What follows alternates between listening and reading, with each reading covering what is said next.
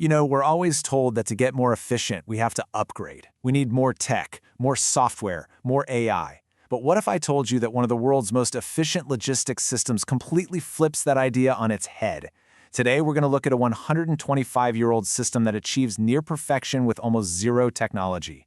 So on one side, you've got the modern approach to efficiency, right? GPS tracking, enterprise software, barcode scanners, the whole high-tech shebang. And on the other side, bicycles, wooden crates, and a whole lot of human grit.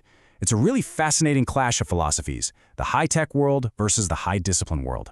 So, okay, how well does this low-tech system actually work? Well, get this. Back in 1998, Forbes audited the Dabbawalas of Mumbai, and the result was just staggering. They found only one mistake for every 6 million deliveries. Think about that, 6 million perfect handoffs before a single thing goes wrong. To put that into perspective, in the world of quality assurance, that's a 99.999999% success rate. That is literally better than the Six Sigma standard, a benchmark that huge corporations like GE and Motorola have poured billions of dollars into trying to achieve. And these guys, they do it on bicycle. This unbelievable result just begs the question, right? Who are these people? What is this seemingly impossible logistical mission they're pulling off every single day? Let's break it down. So the term Dabbawala literally translates to one who carries the box. And that's exactly what they are.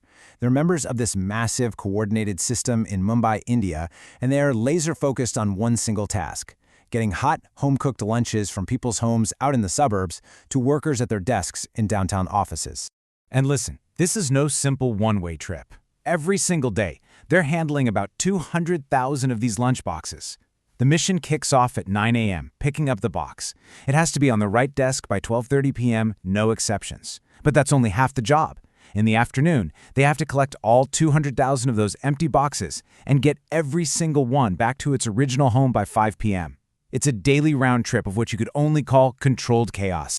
Which brings us right back to the central mystery here. How on earth is it possible to coordinate 200,000 round trips through one of the most crowded cities in the world with that kind of accuracy and without a single computer? The answer, it turns out, is brilliantly simple. Okay, so the first part of the secret is something called visual management. It's a system built entirely on simple visual cues. Think colors, numbers, symbols that communicate all the essential information in an instant. It's all about making the next step totally obvious. No need to read a long manual or check a screen. Now here's the kicker. Many of the Dabbawalas are illiterate, so reading complicated addresses just wasn't an option. So what did they do? They developed their own genius coding system. It's a simple, elegant language painted right on the lid of every lunchbox, and it's designed to navigate a massively complex city. I want you to think of it like a relay race. Each part of the code tells the person holding the box exactly what they need to do next, and absolutely nothing more. So, a big number tells them which train station to get it to. Then, a color or a symbol tells the next person which neighborhood it came from, so they know how to sort it for the return trip. And finally, a set of letters and numbers guides it to the exact building and the right floor. It completely eliminates the guesswork. You just pass the box to the next person in the chain. But you know, as brilliant as that coding system is, it's not the whole story.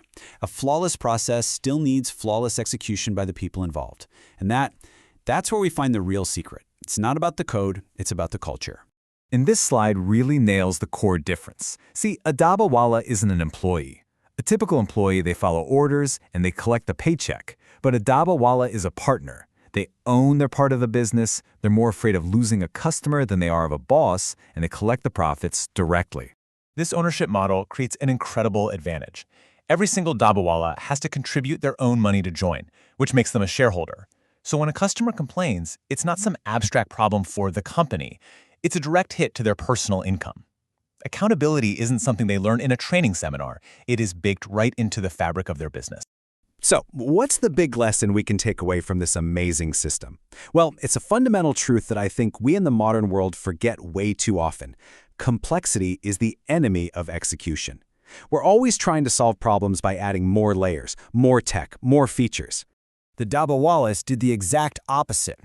Instead of trying to use technology to make a bad process run faster, they perfected the process itself. They built a simple, repeatable, and deeply human system. They chose discipline over technology. And that leaves us with a really powerful question to think about. In our own work, in our own companies, are we guilty of this? Are we reaching for the expensive, complex technological fix for a problem that really just needs to be simplified? Are we trying to automate a process we haven't even mastered yet? The Dabbawalas show us there just might be a better, simpler way.